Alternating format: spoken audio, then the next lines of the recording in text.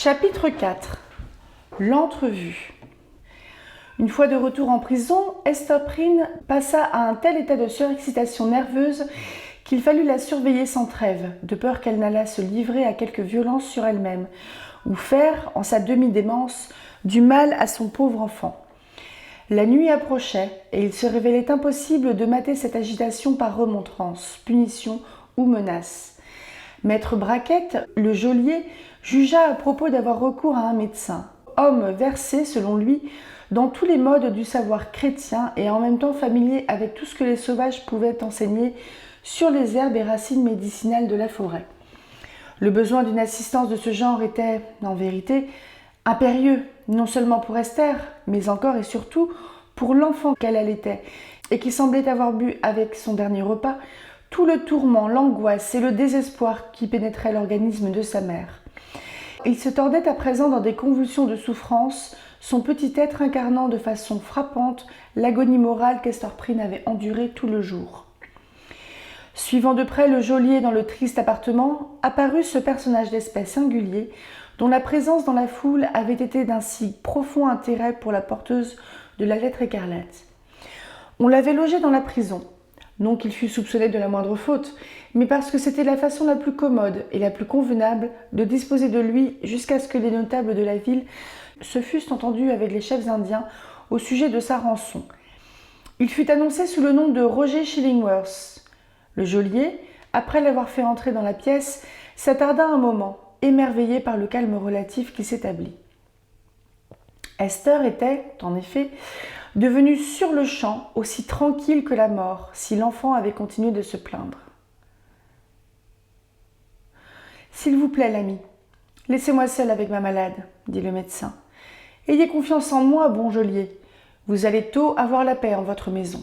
Je vous promets que Madame Prynne se montrera encore plus docile aux justes injonctions de l'autorité que vous ne l'avez peut-être encore trouvée jusqu'ici. » « Par ma foi, si votre seigneurie peut venir à bout de pareille besogne, je la tiendrai pour grandement savante, dit le geôlier. Cette femme s'est bel et bien montrée semblable à une possédée, et pour peu, j'aurais jugé séant de chasser Satan hors d'elle à coups de fouet.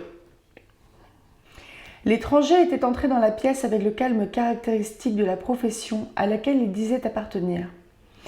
Son attitude ne changea point quand le départ du geôlier le laissa seul en face de la femme, qui, en s'absorbant si profondément en elle-même lorsqu'elle le reconnut dans la foule, avait implicitement révélé qu'un lien étroit les unissait, elle et lui.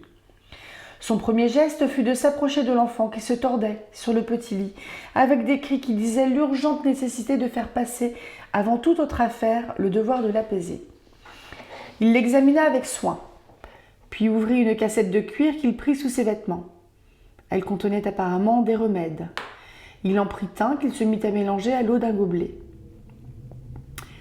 Mes vieilles études d'alchimie et mon séjour de plus d'1 an parmi des gens qui connaissent bien les bonnes propriétés des simples ont fait de moi un meilleur médecin que plus d'un qui se réclame du titre, fit-il remarquer. Voilà, femme. L'enfant étant à toi, nullement à moi, il ne reconnaîtra ni ma voix ni mon aspect comme ceux d'un père. Fais-lui boire ce breuvage, donc, de tes propres mains. Esther repoussa la médecine offerte en regardant avec appréhension le visage qui lui faisait face. « Te voudrais-tu venger sur un innocent ?» murmura-t-elle. « Femme insensée, » répondit le médecin d'un ton à demi froid, à demi apaisant. « Pourquoi irais-je faire du mal à ce misérable enfant illégitime ? Ce remède est puissant, pour le bien. Et si l'enfant était à moi, oui, à moi aussi bien qu'à toi, je ne pourrais mieux faire pour lui. » Comme Esther continuait d'hésiter, n'étant point, en fait, dans un état d'esprit raisonnable, l'étranger prit l'enfant dans ses bras et lui administra lui-même le breuvage, lequel prouva bientôt son efficacité. Les cris de la petite malade se turent. Son agitation convulsive cessa peu à peu. Au bout de quelques instants, elle plongeait, selon la coutume des petits enfants soulagés de leur mal, dans un profond sommeil paisible. Le médecin, il avait à présent bien droit à ce titre, dirigea alors son attention vers la mère. Procédant avec calme à un examen scrutateur, il lui tâta le pouls, la regarda au profond des yeux, regard qui la fit reculer et trembler en son cœur, parce que tellement familier et pourtant tellement froid, tellement étranger. Et satisfait enfin de ses investigations, il se mit à doser un nouveau mélange. « Je ne connais ni l'été, ni Népenthes, remarqua-t-il. Mais j'ai appris maints secrets dans la forêt, et en voici un qu'un Indien m'enseigna, en échange de quelques miennes leçons aussi vieilles que Paracels. Bois. Ce peut être moins apaisant qu'une bonne conscience. Je ne t'en saurais donner une. Mais cela calmera les bouillonnements de ta fièvre, comme l'huile rend lisse une mer tumultueuse. » Il présenta le gobelet à Esther, qui le prit en attachant sur lui un regard plein d'intensité. Un regard qui n'exprimait pas précisément la crainte, mais qui était plein pourtant de doute et de perplexité quant au but de cet homme. Elle tourna ensuite les yeux vers la petite fille endormie. « J'ai pensé à la mort, dit-elle. Je l'ai souhaité. J'aurais même prié Dieu de me l'envoyer, s'il était séant que quelqu'un comme moi pria pour se faire accorder quelque chose. Cependant, si la mort est dans cette coupe, je te demande de réfléchir avant de me la laisser boire. Regarde, la voici à mes lèvres. Bois, lui répondit l'homme, toujours avec la même tranquillité glaciale. Me connais-tu donc si peu, Esther Prynne? Des desseins à si courte portée seraient-ils mon fait? Même si j'entends tirer de toi vengeance, que pourrais-je concevoir de mieux pour atteindre mon but que de te laisser vivre, que de te donner des remèdes contre les maux et les dangers de la vie, afin que le signe de ta honte pût continuer de flamboyer sur ta poitrine? Tout en parlant, il posait son long index sur la lettre écarlate qui sembla alors brûler le sein qu'elle recouvrait, comme si elle eût été rougie à blanc. Il remarqua le tressaillement involontaire d'Esther et se mit à sourire. « Vis donc, poursuivit-il, et porte partout avec toi ta condamnation, aux yeux de tous, hommes et femmes, aux yeux de celui que tu appelles ton mari, aux yeux de cet enfant là-bas, et afin que tu puisses vivre, bois ce breuvage. » Esther but sans autre délai, puis s'assit sur le lit où dormait l'enfant au signe que lui fit son compagnon. Lui-même prit l'unique chaise de la pièce et vint s'asseoir auprès d'elle. Esther ne pouvait que trembler en lui voyant faire ses préparatifs, car elle sentait bien qu'ayant à présent accompli ce à quoi l'humanité ou ses principes, ou peut-être une cruauté raffinée, l'avait poussée pour remédier à sa douleur physique, il allait à présent se comporter en homme qu'elle avait profondément et irréparablement outragé. « Esther, dit-il, je ne te vais demander ni pourquoi, ni comment tu es tombée dans l'abîme. Montée plutôt, devrais-je dire, sur le piédestal d'infamie où je t'ai trouvée. L'explication n'est pas longue à chercher. Ce fut ma folie, et ce fut ta faiblesse. Moi, un homme qui ne vivait que par la pensée, qui hantait sans trêve les bibliothèques, qui approchait du déclin, déjà, après avoir consacré mes meilleures années à nourrir les rêves avides du savoir, qu'avais-je à faire avec une beauté et une jeunesse comme les tiennes? Contrefait de naissance. Comment ai-je pu me leurrer de l'idée que les dons de l'intelligence pourraient voiler la difformité physique dans la fantaisie d'une jouvencelle? Les hommes me disent sages. Si la sagesse des sages les éclaira jamais sur leur propre destin, j'aurais dû savoir en entrant, au sortir de la vaste et sinistre forêt, dans cette colonie de chrétiens, que le premier objet qui frapperait ma vue, ce serait toi, Esther Prynne, érigée en statue de honte devant le peuple. Que dis-je? Depuis l'instant où, mari et femme, nous descendions ensemble les degrés du temple, j'aurais dû entrevoir un funeste reflet de cette lettre-ci, rougeoyée au bout de notre chemin. Tu sais, dit Esther, car tout abattue qu'elle fut, elle ne put endurer en silence le coup que lui portait cette dernière allusion au symbole de sa honte. Tu sais que je fus franche envers toi. Je ne ressentais point d'amour et n'en feignis aucun. C'est vrai, répondit-il. Tout fut, je l'ai dit, le fait de ma folie. Mais jusqu'à cette époque, j'avais vécu sans vivre. Le monde avait été si dépouillé de joie. Mon cœur était une habitation assez vaste pour accueillir bien des hôtes, mais solitaire et glacial, privé du feu d'un foyer. J'ai eu envie d'en allumer un. Cela n'avait pas l'air d'un rêve tellement insensé. Âgé et sombre d'humeur comme je l'étais, que le simple bonheur partout, largement à portée de tous les hommes, pût encore devenir mon lot. Et ainsi, Esther, je t'ai fait entrer en mon cœur, en sa chambre la plus secrète, et j'ai essayé de le réchauffer à la chaleur que tu y fis régner. Je t'ai fait grandement mal, murmura Esther. Nous nous sommes fait du mal l'un à l'autre, répondit-il. Et c'est moi qui ai commencé, lorsque j'induisis ta jeunesse en fleurs, à s'unir à ma décrépitude. Par conséquent, en homme qui n'a pas réfléchi et philosophé en vain, je ne cherche nulle vengeance. Je n'échafaude rien contre toi. Entre nous deux, la balance est égale. Mais Esther, il est en vie, l'homme qui nous a fait du mal à tous les deux? Qui est-il?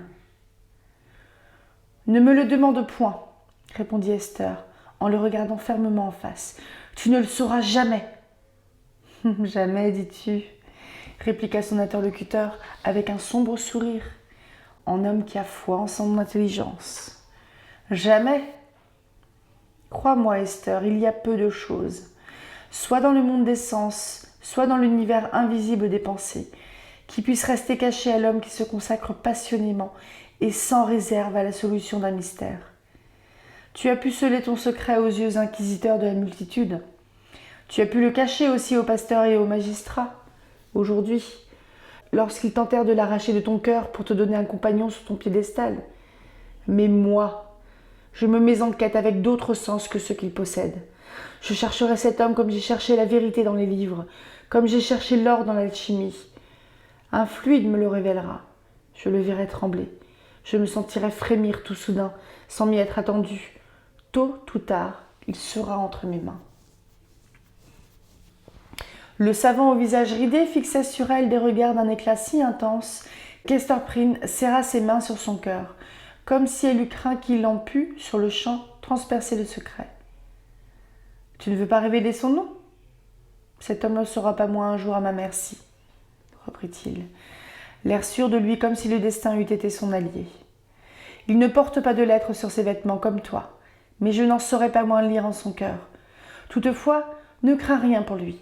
Ne crois pas que je vais intervenir, que je ne laisserai point Dieu le punir comme il l'entend, ni que, à mon propre dam, je l'irai dénoncer à la loi humaine. N'imagine pas davantage que je tenterai quoi que ce soit contre sa vie. Non, ni contre sa renommée s'il est, comme je le crois, de belle réputation. Qu'il vive, qu'il se dissimule derrière les honneurs s'il le peut. Il n'en tombera pas moins à ma merci. Tes actes ont l'air inspirés par la clémence, dit Esther, bouleversée et transie d'épouvante. Mais tes paroles font de toi un objet de terreur. Je te vais demander une chose à toi, qui fut ma femme, poursuivit le savant. Tu as gardé le secret de cet homme?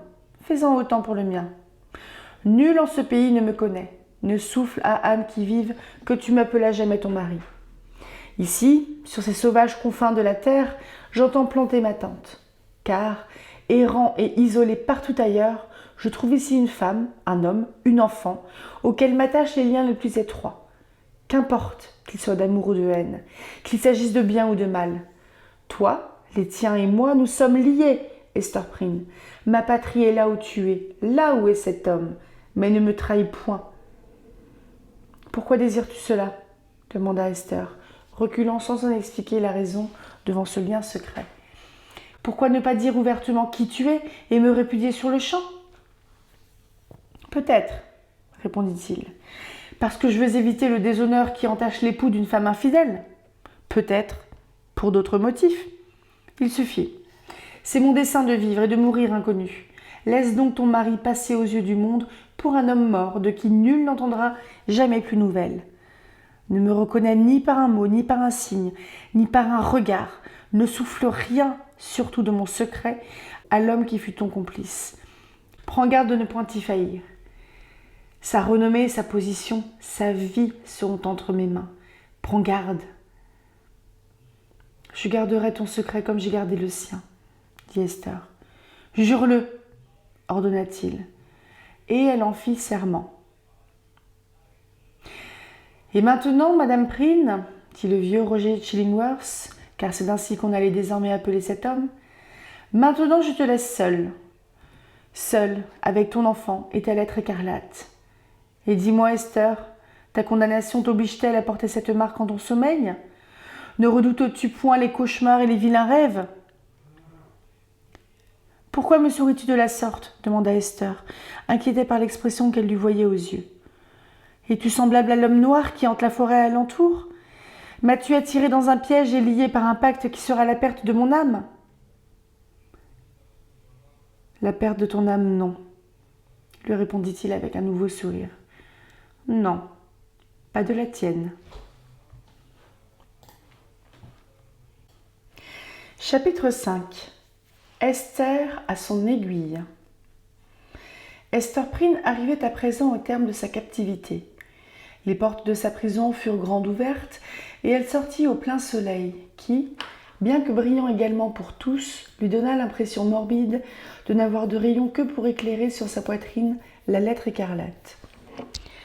Les premiers pas qu'elle fit toute seule en cette minute lui furent sans doute une plus torturante épreuve que la marche processionnelle qui avait fait d'elle le point de mire que tout le monde était invité à montrer du doigt. Elle avait, alors, été soutenue par une anormale tension de tous ses nerfs, et aussi par l'énergie combative de son caractère qui lui avait permis de transformer toute cette scène en une sorte de triomphe sinistre. Il s'agissait d'ailleurs d'un événement tout à fait exceptionnel, qui ne devait se produire qu'une fois dans sa vie, qu'elle avait donc pu affronter en prodigue, dépensant en une seule journée toute la force vitale qui aurait suffi à plusieurs années d'existence tranquille. La loi même qui l'avait condamnée, géant au dur visage mais au bras de fer, aussi fort pour soutenir que pour annihiler, lui avait prêté la vigueur nécessaire pour supporter cette accablante, cette ignominieuse épreuve. Mais avec ces premiers pas qu'elle faisait toute seule hors de sa prison, c'était une routine quotidienne qui commençait pour Esther Prynne. Et il lui fallait ou la supporter et marcher de l'avant, grâce aux ressources ordinaires de sa nature, ou succomber. Elle ne pouvait plus emprunter à l'avenir pour faire face au tourment présent. Le lendemain matin apporterait avec lui son épreuve, et de même le surlendemain, et le jour d'après, et tous les autres. Chaque jour son épreuve, et qui serait pourtant la même que celle qu'il était si inexprimablement douloureux de subir aujourd'hui. Les jours, les semaines, les mois de l'avenir le plus éloigné se déroulaient péniblement, avec, pour charger ses épaules, toujours le même fardeau, un fardeau qu'elle ne pourrait jamais jeter à terre, car les jours et les années l'alourdiraient chacun un peu plus en s'accumulant. Finalement, dépouillée de toute individualité, elle ne serait plus qu'un symbole à l'usage des prédicateurs et des moralistes, désireux d'insister sur la faiblesse de la femme ou de flétrir les passions coupables. Ainsi les jeunes, les purs, la regarderaient avec la lettre écarlate, elle, la fille de parents honorables, elle, la mère d'une enfant qui deviendrait une femme, elle, qui avait été innocente jadis, comme le visage, le corps, l'incarnation du péché. Et sur sa tombe, la honte qu'il lui aurait fallu porter ainsi jusqu'au bout deviendrait l'unique monument dédié à sa mémoire.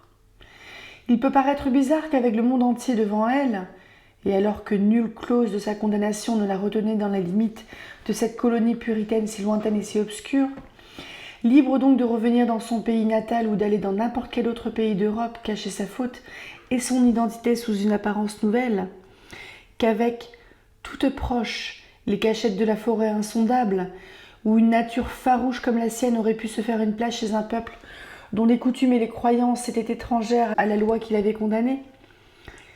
Il peut paraître bizarre, disons-nous, qu'Esther Prynne ait continué de considérer comme sa patrie l'endroit, le seul endroit du monde où elle symbolisait la honte.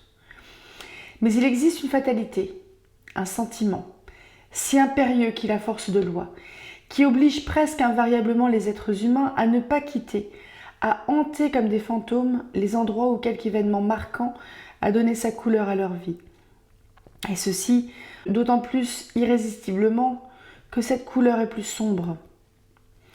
Son péché, sa honte, étaient les racines qui implantaient Esther en ce sol. C'était comme si une seconde naissance, une naissance qui l'aurait mieux pénétrée de son ambiance que la première, avait transformé pour elle ce pays de forêt, encore si rebutant pour les autres Européens, en une patrie. Une patrie sauvage et lugubre, mais où elle était véritablement chez elle et pour toute sa vie. Tous les autres lieux du monde lui étaient étrangers en comparaison. Même ce village de la campagne anglaise, où son enfance heureuse et son adolescence sans tache, semblait être resté aux soins de sa mère, tels des vêtements que depuis longtemps on ne porte plus. La chaîne qui l'attachait avait des mailles de fer et la meurtrissait jusqu'au fond de l'âme, mais elle ne pourrait jamais être brisée. Peut-être aussi, c'était même sans aucun doute le cas, bien qu'elle se cachât ce secret à elle-même et pâlit chaque fois qu'il luttait pour sortir de son cœur, tel un serpent de son trou, peut-être un autre sentiment retenait-il Esther en ce lieu qui lui avait été si fatal. Ici vivait, ici cheminait, quelqu'un avec qui elle s'estimait unie par un lien, non reconnu en ce monde, mais qui les ferait appeler ensemble à la barre du jugement dernier, seul autel de leur mariage, et les renverrait à un avenir commun de châtiment éternel. Encore et encore, le tentateur des âmes avait jeté cette idée dans l'esprit d'Esther et ri de voir avec quel désespéré mouvement de joie passionnée elle s'en était saisie pour essayer ensuite de la jeter loin d'elle. Elle regardait, l'espace d'un éclair, cette idée en face, et puis se hâtait de la barricader de rechef au cachot. Ce qu'elle s'obligeait à croire, ce qu'elle devait, à force de raisonnement, finir par considérer comme le motif qui la poussait à rester en Nouvelle-Angleterre, était à moitié une vérité, à moitié une illusion. C'est ici, disait-elle, que j'ai été coupable, et c'est ici que je dois expier, sur cette terre. La torture que lui infligerait sa honte quotidienne laverait peut-être à la fin son âme, et en remplacerait la pureté perdue par une autre, approchant de celle d'une sainte, puisqu'elle serait le résultat d'un martyr. Esther Prynne ne s'enfuit donc point. Aux abords de la ville, sur le littoral de la péninsule, mais assez éloignée des autres habitations, s'élevait une petite chaumière. Elle avait été bâtie par un des premiers colons, puis abandonnée, parce que le sol qui l'entourait n'était pas propice à la culture et que son éloignement relatif l'écartait de la sphère de cette activité sociale qui avait, bientôt, caractérisé les mœurs des émigrants. Construite sur la plage, elle donnait, par-delà un bassin d'eau de mer, sur les collines couvertes de forêts qui se dressaient vers l'ouest. Un bouquet d'arbres rabougris, comme il n'en pousse que dans la péninsule, plutôt que de la dissimuler à la vue, semblait indiquer qu'il y avait, en cet endroit, quelque chose à cacher. C'est dans cette solitaire petite demeure qu'Esther Prynne alla s'installer avec son enfant, après avoir obtenu la permission des magistrats qui gardaient sur elle un droit de surveillance. Un effroi religieux, une ombre de suspicion, pesèrent aussitôt sur l'endroit. Des enfants, trop jeunes pour comprendre pourquoi cette femme était tenue à l'écart de toute charité humaine, se glissaient assez près pour la voir manier son aiguille à la fenêtre de sa chaumière, ou bêcher son petit jardin, ou s'engager sur le sentier qui la menait à la ville.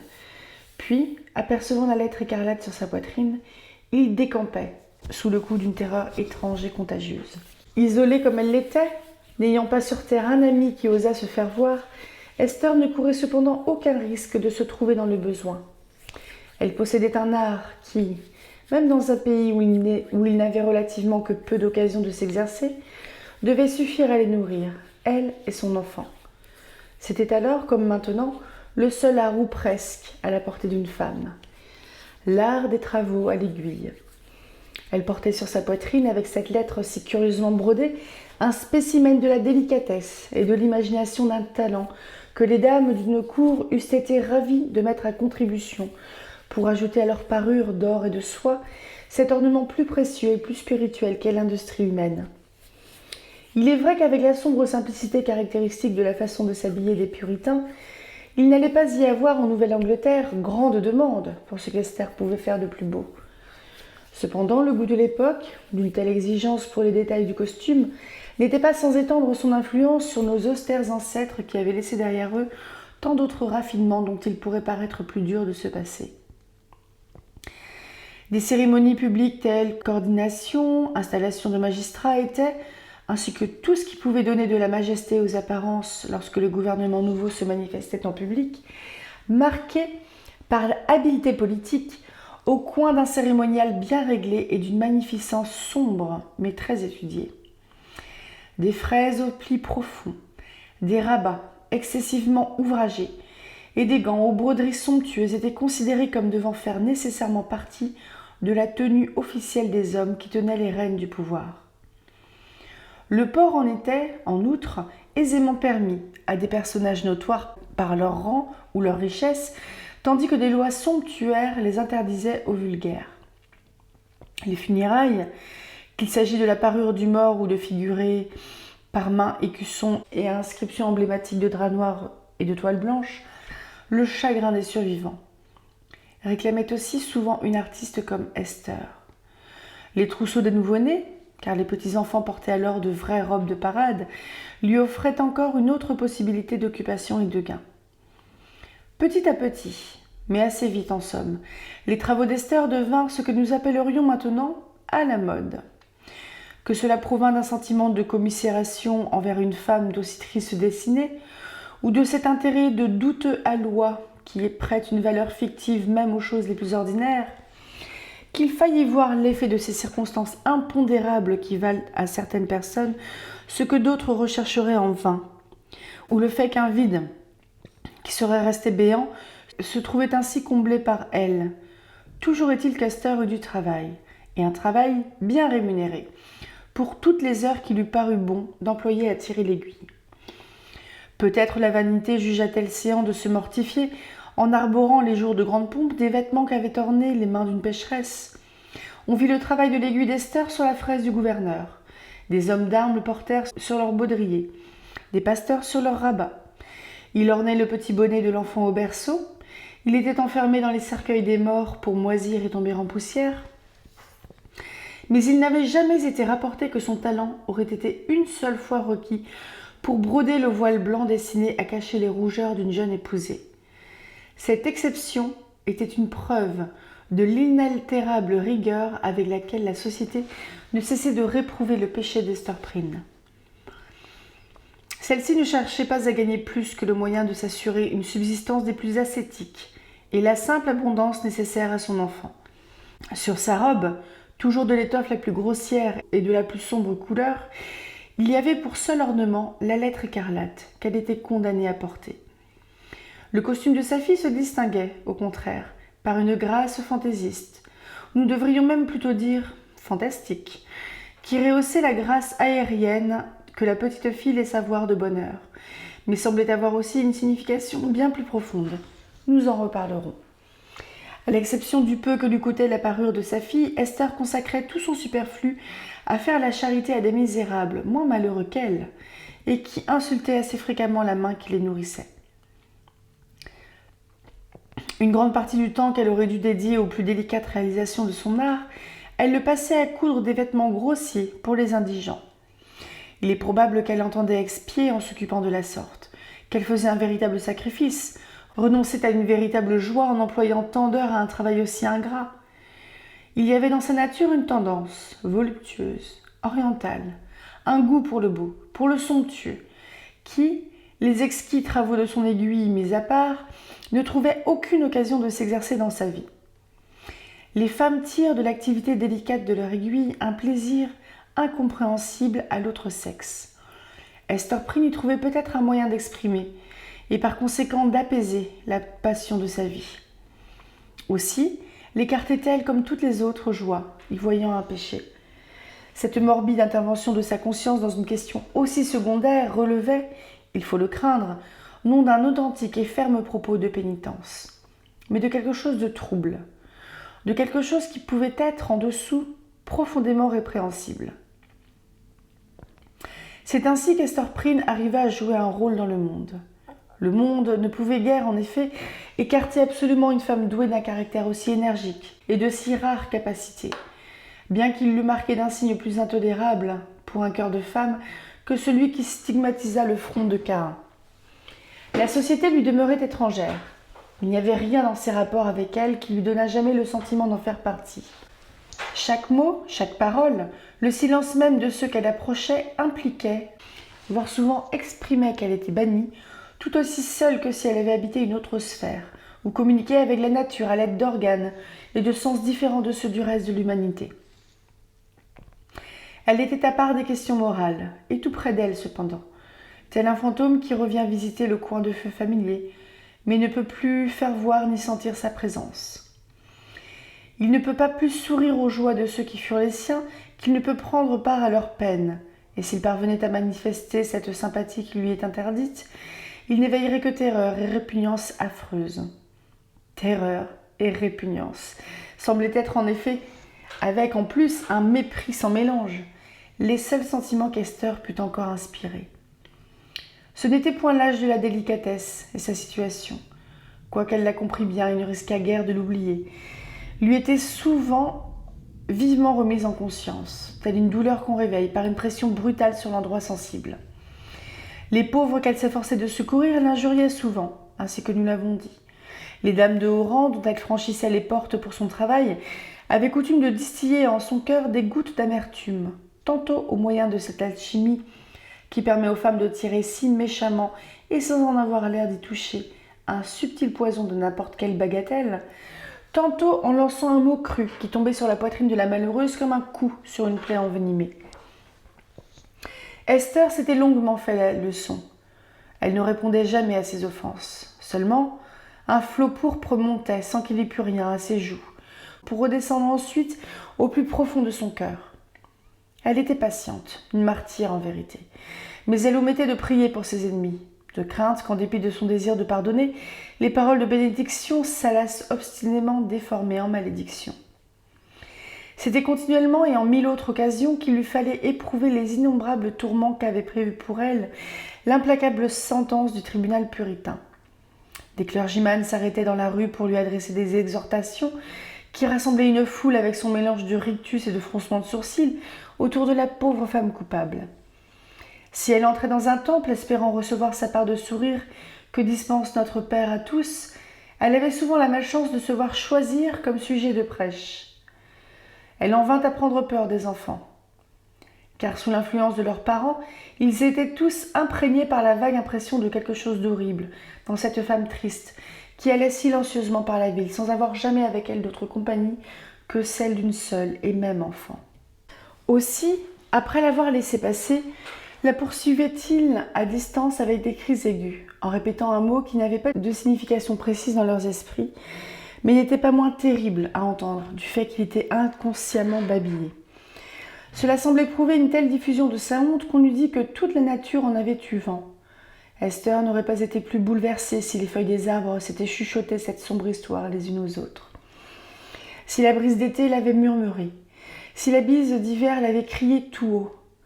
Une autre torture encore lui était infligée par les regards d'un œil nouveau. Quand les étrangers regardaient avec curiosité, et nul d'entre eux jamais n'y manqua, la lettre écarlate, il semblait la marquer plus profondément dans l'âme d'Esther, si bien qu'elle pouvait souvent à peine s'empêcher, mais elle s'en empêcha cependant toujours de couvrir ce symbole de sa main. Mais un œil bien connu avait, lui aussi, sa torture à infliger. Son tranquille regard de familiarité était intolérable.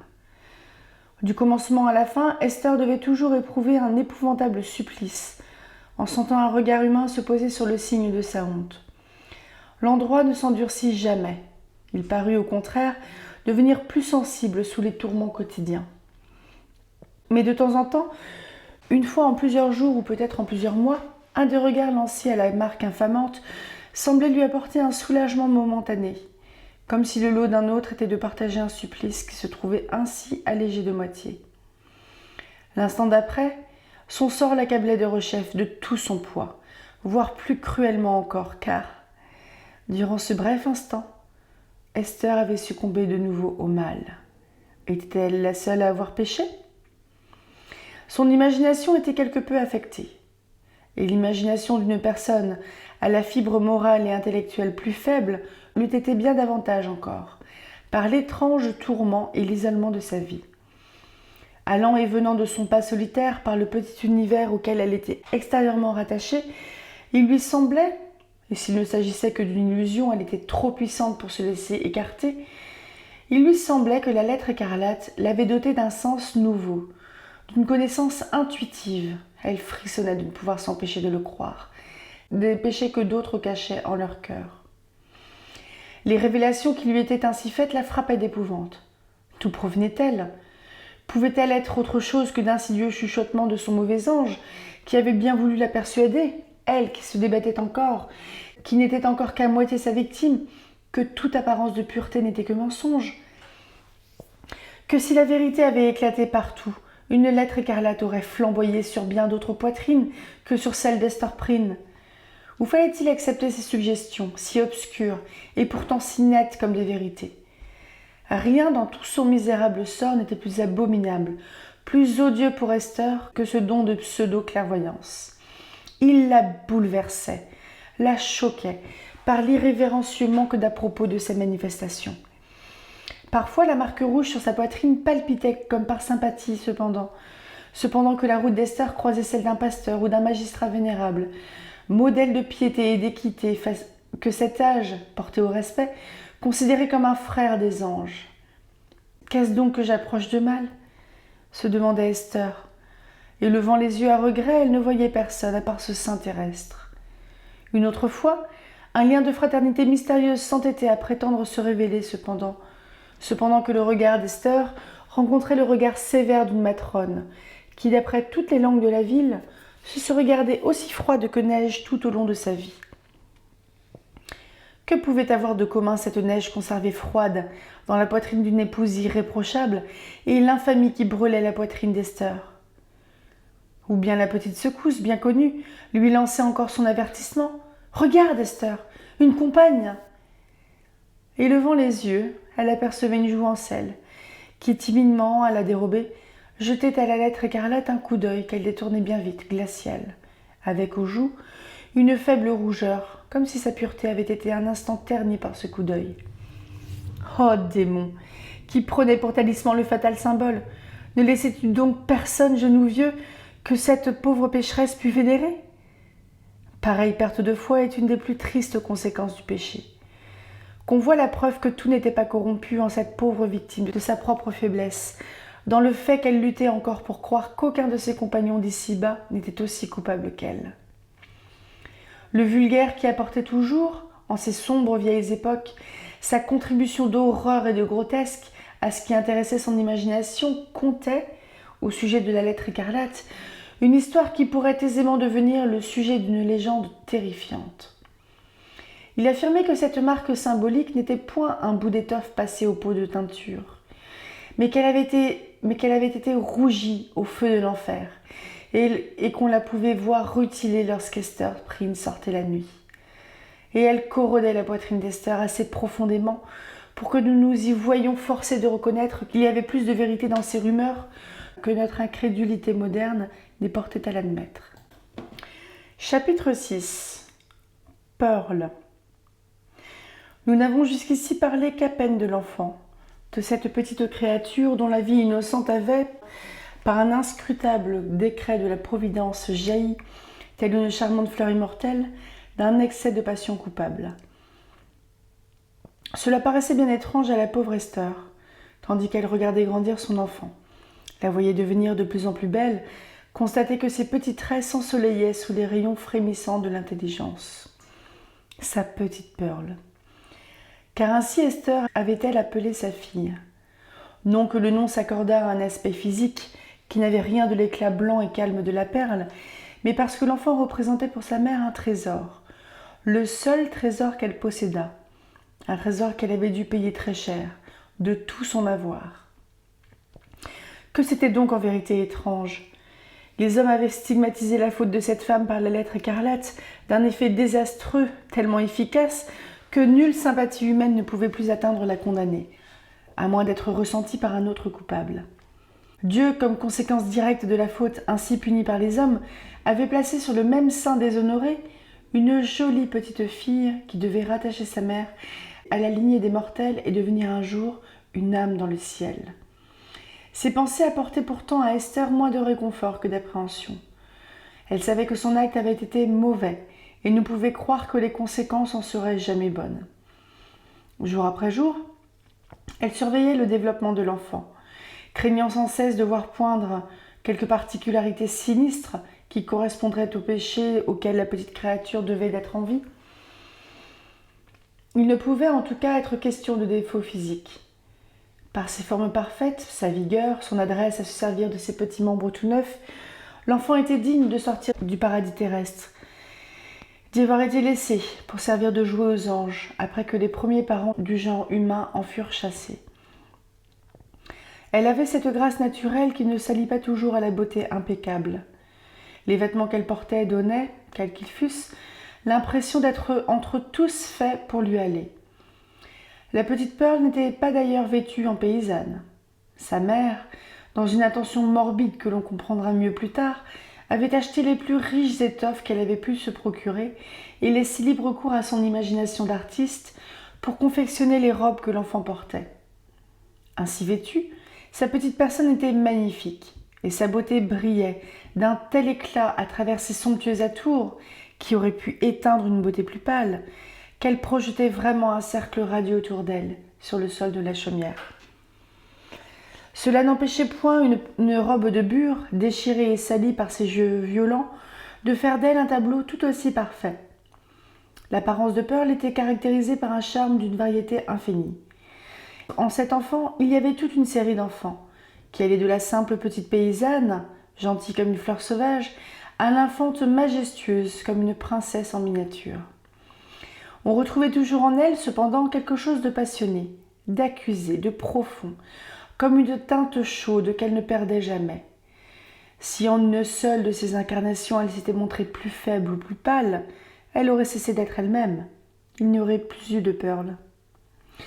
Ces changements d'aspect indiquaient, ne faisaient même en somme que parfaitement exprimer, les propriétés diverses de cette nature d'enfant. Une nature qui comportait autant de profondeur que de variété, mais qui, à moins qu'Esther ne fût abusée par ses craintes, semblait manquer de point d'appui extérieur, être dépourvue du don de s'adapter au monde qu'il avait vu naître. L'enfant se refusait à plier devant des règles. Pour lui donner la vie, une grande loi avait été enfreinte, d'où un être composé d'éléments, beaux et brillants sans doute, mais tout en désordre, ou ayant un ordre à eux, parmi lesquels il était impossible de se reconnaître. Esther ne pouvait s'expliquer le caractère de l'enfant, et encore, seulement d'une façon vague et imparfaite, qu'en se souvenant de ce qu'elle avait été elle-même, du temps où l'âme de Pearl tirait sa substance du monde spirituel et sa structure corporelle de notre monde terrestre. Pour blancs et clairs qu'ils eussent été à l'origine, les rayons qui transmettaient sa vie morale à l'enfant à naître avaient dû traverser l'état de passion de sa mère. Ils s'étaient teintés, au passage des reflets de larges taches cramoisies et d'une flamme ardente obscurcie d'ombres noires.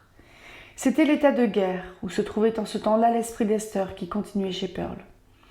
La mère pouvait reconnaître son humeur d'alors, rebelle, désespérée, portée au défi, capricieuse. Elle reconnaissait même ses accès de mélancolie qui avaient pesé comme de lourds nuages sur son cœur. Ils étaient à présent illuminés par la clarté matinale des dispositions d'une enfant, mais plus tard pourraient bien engendrer orages et tornades. La discipline familiale était beaucoup plus sévère en ces temps qu'elle ne l'est de nos jours. Les froncements de sourcils, les dures réprimandes, les coups de verge prescrits par les Écritures étaient pratiqués non seulement à titre de punition lorsqu'il y avait eu faute, mais comme un saint régime qui développait au mieux toutes les vertus enfantines. Esther, mère aimante d'une enfant unique, ne courait guère le risque de se laisser égarer par une trop grande sévérité. Cependant, elle avait charge d'âme, et comme elle n'oubliait pas ses erreurs et ses peines, elle s'efforça d'exercer de bonne heure sur sa petite fille une autorité tendre mais des plus fermes. Seulement cette tâche se révéla au-dessus de son pouvoir. Après avoir essayé des sourires et des regards sévères, et dut constater qu'aucun de ces deux moyens n'avait de résultat appréciable, Esther finit par être obligée de laisser l'enfant suivre ses impulsions. La force physique était bien entendu efficace tant qu'elle s'exerçait. Quant à toute autre forme de discipline, qu'elle s'adressât à son esprit ou à son cœur, Pearl y était ou n'y était pas sensible, selon le caprice du moment. Elle était encore toute petite que sa mère avait appris à lui connaître certaines expressions qui avertissaient qu'instances, paroles de persuasion, prières seraient peine perdue. Cette expression avait quelque chose de si intelligent et cependant de si inexplicable, de si têtu, de si malicieux quelquefois, tout en étant généralement accompagnée d'un grand déploiement d'entrain, qu'Esther ne pouvait s'empêcher de se demander alors si Pearl était bien une enfant humaine. Elle faisait plutôt penser à un sylphe qui, après s'être amusée quelque temps à des jeux fantasques sur le sol de la chaumière, s'envolerait avec un sourire moqueur. Toutes les fois qu'elle apparaissait dans les profonds, brillants, inapprivoisables yeux noirs, cette expression semblait rendre la petite fille étrangement inaccessible.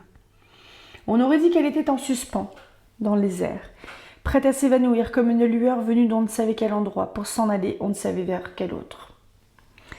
Esther était, dans de pareils moments, obligée de se précipiter vers l'enfant, de poursuivre ce petit lutin qui toujours alors prenait la fuite, de s'en saisir, de l'écraser contre sa poitrine et de le couvrir de baisers moins par débordement de tendresse que pour se prouver que Pearl était en chair et en os, et non un petit être illusoire. Mais le rire que Pearl faisait entendre quand elle était ainsi capturée, bien que musical et joyeux, rendait la mère plus perplexe encore. Frappée au cœur par ce maléfice troublant qui venait si souvent se mettre entre elle et son seul trésor, qu'elle avait payé si cher et qui représentait tout son avoir au monde, Esther éclatait parfois en sanglots passionnés. On ne pouvait pas savoir alors comment réagirait Pearl. Parfois elle fronçait les sourcils, serrait son petit poing, prenait un air dur et mécontent. Assez souvent elle se remettait à rire, et plus fort qu'auparavant, comme incapable de rien ressentir ou comprendre d'une douleur humaine. Ou bien, mais c'était là ce qui lui arrivait le plus rarement, prise d'une rage de désespoir, elle criait son amour pour sa mère d'une voix tout entrecoupée de sanglots, et semblait chercher à prouver qu'elle avait un cœur en le brisant. Mais Esther ne pouvait se fier à ses élans. Ils passaient aussi vite qu'ils étaient venus. En songeant à toutes ces choses, la mère se sentait dans le cas de quelqu'un qui aurait évoqué un esprit, mais se trouverait, par suite de quelque irrégularité de son opération, démunie du mot magique qui seul aurait eu de l'autorité sur cette intelligence nouvelle et impénétrable. Elle n'était vraiment en paix que lorsque l'enfant était placidement endormi. Alors, elle ne doutait plus et goûtait des heures de tranquille bonheur, délicieux, mélancolique, jusqu'à ce que, l'expression perverse luisant peut-être sous ses paupières entr'ouvertes, la petite Pearl s'éveilla. Comme le temps s'écoula vite. Et que la petite Pearl dépassa donc rapidement l'âge où seuls lui étaient intelligibles les sourires de sa mère et les petits mots qui ne veulent rien dire. Elle était à même d'avoir une vie sociale à présent. Quel bonheur c'eût été pour Esther Prynne d'entendre la petite voix claire de sa fille, gazouiller parmi d'autres, de la reconnaître au milieu du tapage de tout un groupe d'enfants en train de s'amuser. Mais ceci ne pourrait jamais être. Pearl était née paria dans le monde enfantin, lutin du mal, conséquence et emblème du péché. Elle n'avait pas droit de citer parmi les petits chrétiens. Rien de plus frappant que l'instinct qui sembla tout de suite faire comprendre à l'enfant qu'il lui fallait rester seule, que le destin avait tracé autour d'elle un cercle infranchissable. Bref, que sa situation vis-à-vis des autres enfants était particulière. Depuis sa sortie de prison, Esther ne s'était jamais montrée en public sans sa fille. Toutes les fois qu'elle était venue en ville, Pearl était avec elle. D'abord tout petit enfant que l'on tient dans les bras, ensuite petite fille qui trottine aux côtés de sa mère, lui donnant la main, et faisant 4 pas tandis que la grande personne en fait un. Elle voyait sur les bords herbeux de la rue ou au seuil des maisons les enfants de la colonie s'amuser à la façon sinistre que permettait leur éducation puritaine. Ils jouaient à se rendre au temple, peut-être, ou à honnir des quakers, ou à conquérir des scalps dans des batailles pour rire entre indiens et chrétiens, ou à se faire peur en imitant des pratiques de sorcellerie.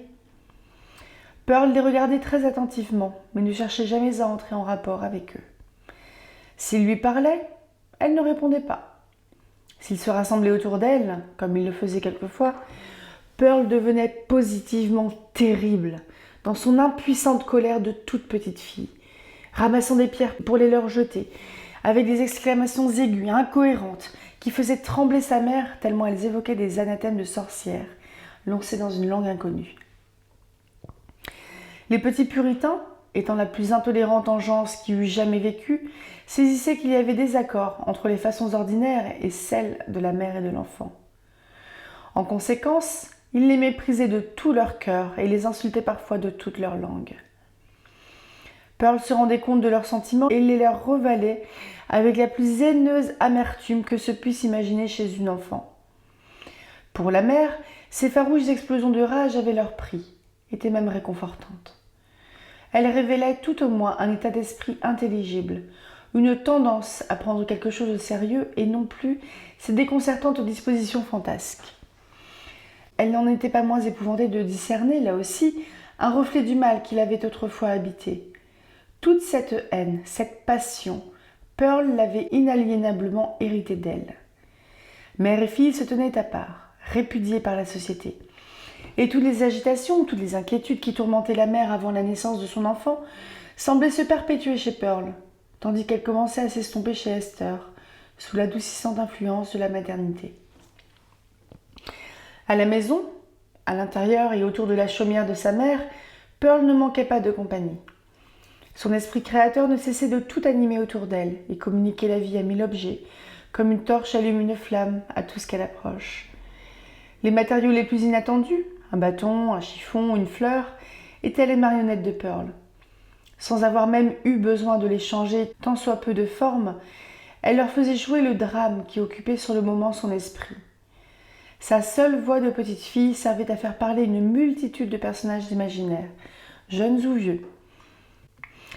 Les pins antiques, noirs et solennels, qui se laissaient arracher des gémissements par la brise, n'avaient pas besoin de grandes transformations pour figurer des puritains d'âge mûr. Les plus vilaines herbes du jardin devenaient leurs enfants, que Pearl foulait aux pieds et déracinait sans merci. Il était merveilleux de voir dans quelle quantité de formes elle projetait son intelligence, sans esprit de suite, il est vrai, mais avec un élan surnaturel qui la faisait danser et bondir dans toutes les directions pour s'arrêter net, comme épuisée par le passage d'un flot de vie si fiévreux et si rapide, avant d'être bien vite ressaisie par d'autres courants d'énergie tout aussi excessifs. Cela ne rappelait rien tant que les fantasmagories des lumières dans un ciel arctique.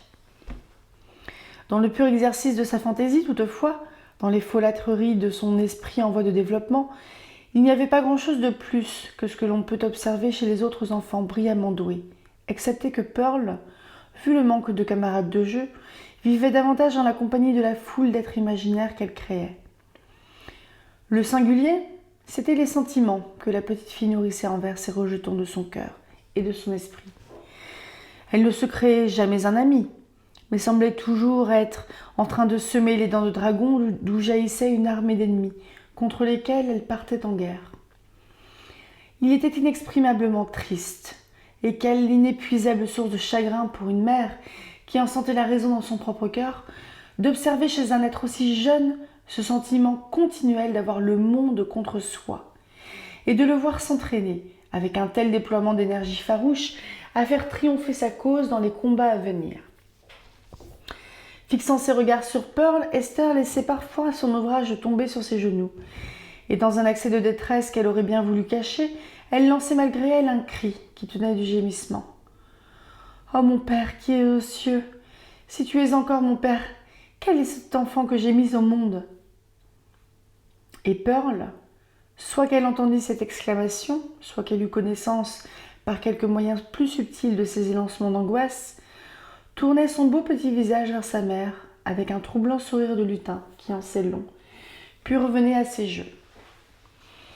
Une autre particularité reste encore à rapporter pour compléter le personnage de Pearl. La première chose que cet enfant avait remarquée dans sa vie avait été... quoi donc ? Le sourire de sa mère, sans doute, auquel elle avait répondu comme tous les autres petits-enfants, par cette ébauche de sourire qui laisse dans le doute, qui entraîne tant de discussions pour savoir si ce fut ou non un sourire. Pas du tout. Ça avait été, faut-il le dire, la lettre écarlate sur la poitrine d'Esther. Un jour que sa mère se penchait sur son berceau, l'enfant avait eu ses regards attirés par les broderies d'or qui ornaient cet emblème, et levant ses petites mains, s'en était saisi en souriant, d'un sourire très net, qui lui donnait l'air beaucoup plus âgé. Le souffle coupé, Esther tenta instinctivement de le lui arracher, tellement elle était torturée par cette intelligente manœuvre de la petite main de l'enfant.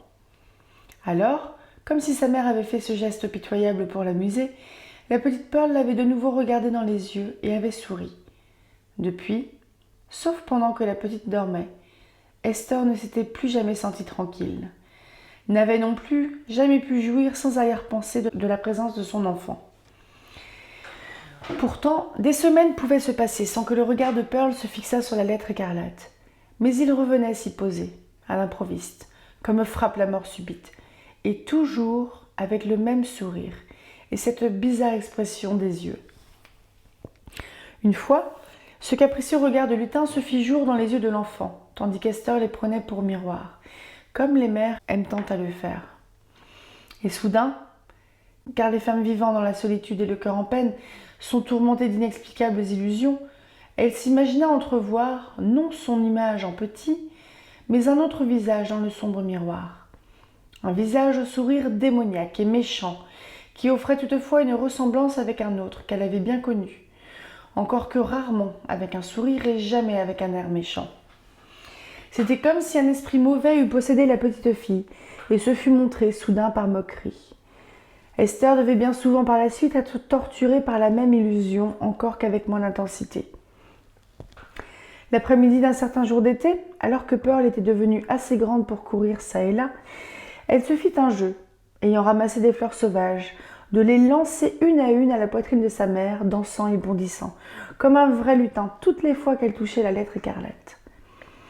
Le premier mouvement d'Esther avait été de couvrir sa poitrine de ses mains, mais par fierté ou résignation, ou parce qu'il lui sembla ne pouvoir mieux faire pénitence qu'en endurant une aussi inexprimable douleur, elle resta assise, immobile et droite, aussi pâle que la mort, en regardant tristement la petite Pearl dans les yeux. Les décharges continuaient à toute volée, atteignant presque toujours leur but et couvrant la poitrine de la mère de coups pour lesquels elle ne voyait de baume ni dans ce monde ni dans l'autre. Enfin, ses munitions étant toutes épuisées, l'enfant se tint debout, sans plus bouger, à regarder Esther, tandis que la petite image au sourire démoniaque montait, Esther du moins l'imaginait, du fond de l'insondable abîme de ses yeux noirs. « Enfant, qui donc es-tu » cria la mère. « Je suis ta petite Pearl, » répondit l'enfant. Mais ce disant, elle se mit à danser avec les fantasques gesticulations d'un diablotin, dont le prochain caprice pourrait être de s'envoler par la cheminée. « Es-tu tout de bon, mon enfant » demanda Esther. Et elle ne se posait pas la question tout à fait en l'air. Durant un instant, elle y mit quelque sérieux. Pearl était, en effet, d'une intelligence si merveilleuse que sa mère se demandait presque si elle n'aurait pas connu le secret de sa naissance et n'allait pas le dévoiler. « Oui, je suis ta petite Pearl » répéta l'enfant en continuant ses entrechats. « Tu n'es pas mon enfant, non. Tu n'es pas ma petite Pearl, » dit Esther, plutôt par plaisanterie, car il arrivait souvent qu'au milieu de ses plus profondes souffrances, un élan l'emporta vers le jeu. « Dis-moi qui tu es et qui t'a envoyé ici. »« Dis-le-moi, toi, mère, » dit l'enfant, sérieusement, en allant à Esther et se pressant contre ses genoux. « Dis-le-moi. »« Notre Père qui est aux cieux t'a envoyé, » répondit Esther. Mais elle avait parlé après une hésitation qui n'échappa point à la finesse de l'enfant. Mue soit par un de ses caprices habituels, soit par l'inspiration d'un esprit méchant, Pearl leva son petit index et le posa sur la lettre écarlate. « Non, ce n'est pas lui qui m'a envoyé, » déclara-t-elle résolument. « Je n'ai pas de père dans le ciel. »« Chut, Pearl, chut, il ne faut point parler ainsi, » répondit la mère en étouffant une plainte. « C'est lui qui nous envoie tous en ce monde. Il m'y a bien envoyé, moi, ta mère. Alors toi, à plus forte raison. Sinon, d'où viendrais-tu, étrange petit enfant lutin ? Dis-le-moi, reprit Pearl, non plus sérieusement, mais en se remettant à rire et à sauter par toute la pièce. C'est toi qui dois me le dire. Mais Esther ne pouvait trancher la question, perdue qu'elle était elle-même dans les sombres labyrinthes du doute. Entre un sourire et un frisson, elle évoquait les propos des gens de la ville qui, n'arrivant pas à trouver qui était le père de cette petite fille, au surplus singulière, la disaient née du démon. On avait vu semblables marmots par-ci par-là sur cette terre, depuis les temps les plus reculés du catholicisme. Ils venaient au monde par l'entremise du péché de leur mère et pour perpétrer quelque funeste besogne. Luther, d'après les calomnies de ses ennemis les moines, eût été un rejeton de cette infernale espèce, et Pearl n'était pas seule à se voir attribuer une aussi maudite origine parmi les enfants des puritains de la Nouvelle-Angleterre.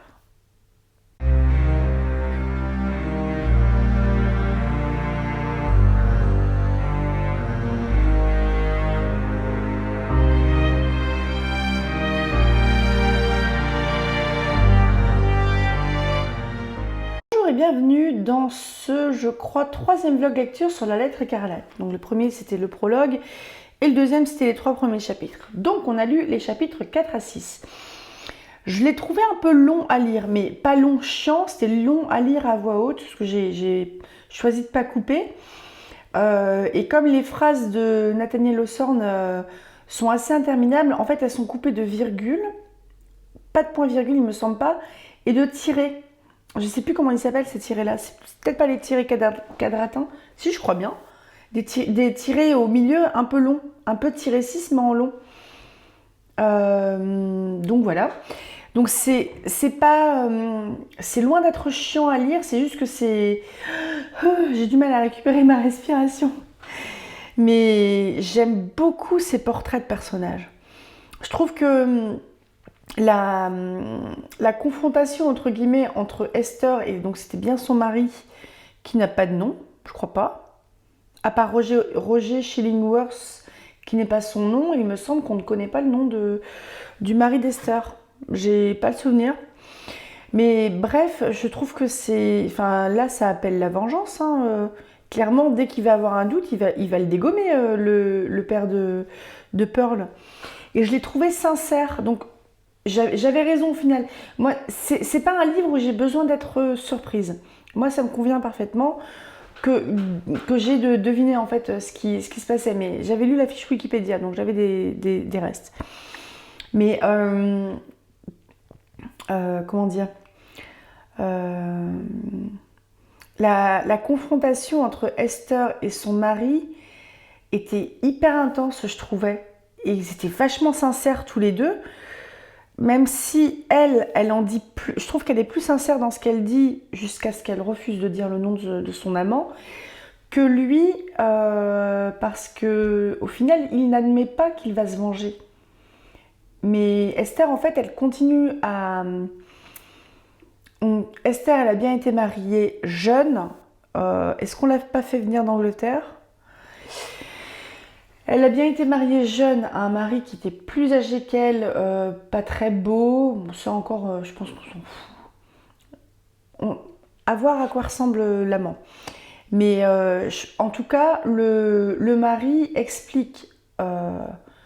que elle, enfin explique l'adultère d'Esther par le fait qu'il y avait une grande, pas forcément la grande différence d'âge, parce qu'il est quand même aussi dans le je t'ai fait entrer chez moi, en gros, je t'ai donné une place et tu m'as dit que tu m'aimerais pas. Je t'ai donné une place dans mon cœur, tu m'as dit que tu ne m'aimerais pas. Donc je pense qu'ils se connaissaient, il y avait quand même cette espèce d'intimité, un peu une intimité de coloc plus entre guillemets, parce que je présume qu'ils ont quand même eu des rapports sexuels, etc. Et que le mari d'Esther Prynne, qui avance en âge, se dit moi aussi j'ai envie d'avoir ce qu'ont les autres, c'est-à-dire d'être en couple et d'avoir des enfants. Et c'est tout à son honneur. Hein. C'est tout le monde, ceux qui veulent, ceux dont c'est le choix, mais pas de souci. Et puis je pense qu'en ce temps-là, il y a à peu près tout le monde qui se mariait, qui avait des enfants. Ce qui est moins le cas maintenant. Mais bref, Esther, donc, elle a quand même eu l'honnêteté de lui dire quand ils étaient mariés, et, avant qu'ils s'en aillent, qu'elle ne l'aimerait pas. Mais je trouve qu'il y a peut-être pas cette complicité, mais le côté, vous voyez, connaissance un peu intime. Comme peut-être on peut se comporter avec un ex. On a été ensemble, on se connaît, on se parle ouvertement, mais quelque chose qui ne passe pas, quoi. Je ne sais pas très bien expliquer le truc. Mais je trouve que c'est un personnage qui est très fort. Et Esther, comment c'est dur, sa vie, putain, la pauvre. Et après, bien que... Parce qu'au final, le mari, il est quand même vache, parce qu'en gros, je crois qu'il a tellement pas supporté le fait d'avoir été trompé, et qu'elle ne lui révèle pas le nom de l'amant, donc le nom du père. Je pense que pour ça, il refuse de l'aider. Parce qu'au final, il y a une hypocrisie de taré, parce que, bon, ils allaient peut-être pas la laisser crever de faim non plus. Mais l'hypocrisie de Taré, c'est que Esther, donc elle porte cette marque d'infamie, ce stigmate, elle doit se faire insulter tout le temps, la gamine aussi, elle est seule, elle a personne, elle a que sa fille. Son mari, il est parti, mais il était déjà parti, donc je pense qu'elle a été habituée, hein. Mais elle est vraiment archi seule, et c'est la seule à porter le poids du péché, la petite aussi. Et je trouve que le portrait de Pearl est fou aussi. Oh, c'est impressionnant. Alors j'ai vu qu'il y avait eu une adaptation avec Demi Moore et... Vous allez vous foutre de ma gueule parce que depuis le temps que j'ai regardé ces films-là quand même. Avec Sirius Black de 1995. Et j'ai bien envie d'essayer de le choper. Mais je crois que c'était sur abonnement. Mais bon, je vais voir si je peux regarder le film. Mais j'aime beaucoup. J'aime beaucoup la langue. J'aime beaucoup tout ce qu'il évoque. Ah, et pour ceux qui ont une culture chrétienne, voire biblique assez importante, je pense que vous allez, contrairement à moi, vous allez trouver pas mal de références. Parce que, en fait, il y a plein de références à des choses de la Bible. Donc la lettre écarlate qui est comparée à la marque de Caïn sur son front, donnée par je sais plus qui après qu'il ait tué Abel. Il y a la question du poids de son avoir. C'est-à-dire que sa fille, c'est tout parce que... Oh, je sais plus. Enfin, il y a plein de références chrétiennes. Je vous dis, hein, la lettre écarlate, c'est pas très gros, mais il y a une 50aine de notes de bas de page que j'ai été lire en partie. Et j'ai vraiment l'impression, en fait, et c'est ce qu'il disait sur la page Wikipédia, que Nathaniel Hawthorne, il s'est vraiment inspiré d'une histoire qui s'est passée, sauf qu'il a romancé, on va dire, parce que ça devait être sur des registres, donc machin, accusé d'adultère, a subi ça. Et je trouve que ça apporte du poids à son histoire, de se dire qu'il y a peut-être une femme, une enfant qui ont vécu ça. Et enfin, je sais pas, moi, je sens que ça va être un coup de cœur. Le coup de cœur se confirme en fait. Et bon, je m'arrête là parce que j'ai lu aussi les contes de Grimm avant. Donc je suis fatiguée, j'ai soif et j'ai faim. Et, ça fera moins de 10 minutes. Hein. J'espère que cette lecture vous plaît toujours autant. Et moi, franchement, je surkiffe. Je trouve que niveau langage, c'est très bien écrit. C'est un très bon langage. C'est un très beau style. Je suis vraiment très fan. Je pense même que ça peut être accessible à des jeunes lecteurs. Des lecteurs qui sont peut-être pas habitués à du classique. Parce que c'est assez court. Après, les phrases sont longues. Mais le livre est assez court. Moi, j'aurais une petite tendance à... En fait, je m'y reconnais, donc je pense que, par exemple, une adolescente pourrait tout à fait lire La lettre écarlate. Et puis, c'est quelque chose qui révolterait, je pense, une femme. J'aimerais bien avoir des avis différents, en fait, entre les hommes et les femmes sur cette histoire-là. Mais j'aime beaucoup. Franchement, je suis fan. Je pense que j'en lirai d'autres, des Nathaniel Hawthorne. Peut-être pas pour la chaîne, parce que... Alors du coup, je me suis fait une petite liste dans ma tête de futurs livres à lire après la lettre écarlate. Dans le trio de tête, nous avons Léo de Hurlevent, Orgueil et préjugés, Jane Eyre, et peut-être bien aussi, je crois que c'est Le secret du Dolphe de Anne Radcliffe. Donc Léo de Hurlevent, Émilie Brontë, Jane Eyre, Charlotte Brontë, Orgueil et préjugés, Jane Austen, et je crois que c'est Le secret du Dolphe de Anne Radcliffe. Parce que j'en ai entendu parler sur une vidéo YouTube de, je sais plus comment elle s'appelle ce conte-là, si je le retrouve, je vous le dirai, qui parlait aussi de la lettre écarlate. J'ai adoré. Elle a un compte YouTube assez intellectuel, je trouve. Au niveau de... Moi, je suis beaucoup plus, entre guillemets, dans la vulgarisation, parce que je suis pas capable de faire ce qu'elle fait. Mais ouais, j'ai vraiment kiffé. Est-ce que vous pensez que là, on a dépassé les 10 minutes parce que je papote ? Pas tout à fait. Presque. Bon, bah, ça fera 10 minutes. Bon, je m'arrête là parce que je suis fatiguée. J'espère que cette lecture vous plaît toujours autant. N'hésitez pas à me donner des suggestions aussi parce que moi, comme je vous disais, j'ai une culture de livres classiques. J'ai pas une culture qui est très étendue. Surtout, on va dire que je connais les auteurs, les grands auteurs français. Pas forcément, enfin, je connais de nom leurs œuvres, mais en dehors de ça, par exemple, là, Nathaniel Hawthorne, qui est un des premiers romanciers américains, bah, je connaissais pas.